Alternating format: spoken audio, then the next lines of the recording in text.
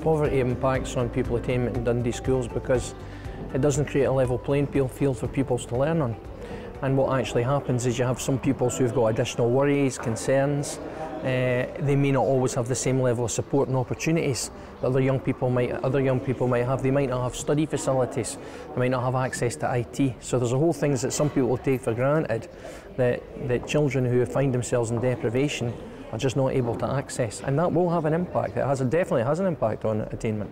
There are quite a whole lot of things that they can do to close the educational attainment gap. I think there are three things that I will consider as the three pillars. One is firstly to identify what the main causes of the poverty attainment gap is within that particular context. The second is to begin to draw on evidence of what helps to close the attainment gap, rather than maybe saying relying on things that are hearsay, but looking at what's out there, what research is out there to support that. And thirdly, one of the things they need to do is to begin to monitor whether any form of intervention is helping close that attainment gap or is helping to improve attainment for young people from low-income households. Well, the Scottish education system is, to all intents and purposes, free for children and young people and families, but actually there are a lot of different costs throughout the school day that can place pressure on family budgets, that can create barriers to participation for children and young people if they're coming from homes with a little bit less money. That means that there are differences within schools in terms of what children and young people are able to access and the experiences they have, but it does mean that there's differences between schools depending on where they're based. So in that sense, there is unfairness, inequality in the education system. So I'll talk about what's happening in some places in Scotland and generally around the world. So one of the main things is that parental involvement seems to improve or help improve attainment for young people from low-income households.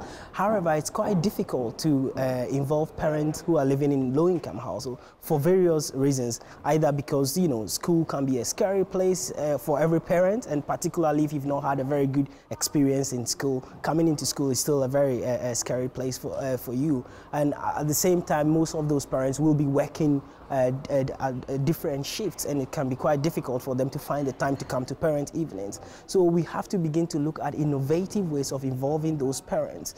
And also we need to ask ourselves, what aspect of parental involvement improves attainment for children from low-income households? And what the evidence is showing is that for those parents, helping those parents with the skills that they require to support their children's learning at home is what is important, rather than them volunteering in school, for example, or sending newsletters home, for example. So we need to begin to look at the key ingredient that makes those interventions successful. Well, the Cost of the School Day project in Glasgow involved children and young people and staff in actually looking at the specific school's context and looking at what the problems and barriers might be, what kind of policies and practices work well to remove barriers to participation for children and young people, and also what more could be done, how could policies and practices be improved.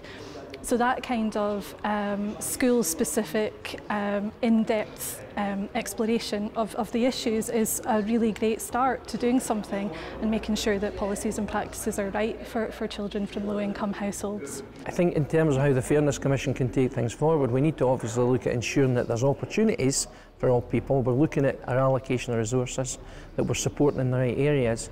I think we need to keep talking with people. We need to keep talking with people who find themselves in these circumstances and find out what are the things we can do that would make their lives different, especially the young people themselves. We need to make sure their voices are heard.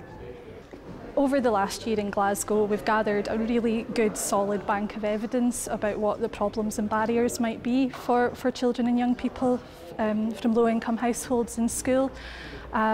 So my first recommendation would be to reflect on that and think about how it might apply to Dundee. And following on from that, I think the resources and the processes are there for any school in Dundee to take on this work and do it themselves and make it right for their own school contexts. Okay, I think one of the things, and which is a start from today, is beginning to have the attainment or educational attainment for young people from low-income households top of the agenda, having that forefronting that in their policy documents, in with schools they work with and with organizations they work with. The other thing is also to begin to educate professionals who work with vulnerable groups with respect to who is actually living in poverty, because we know what the media discourse is around poverty. It's usually focused on the minority of parents who are probably not working and who might be who are then tagged as either cheating or defrauding the system, whilst majority of the group we are talking about is people who are actually working but living on low, but with low pay. So it's actually educating professionals about who is actually living in poverty, and that could be some form of insight in terms of relating to parents or relating to young people they work with.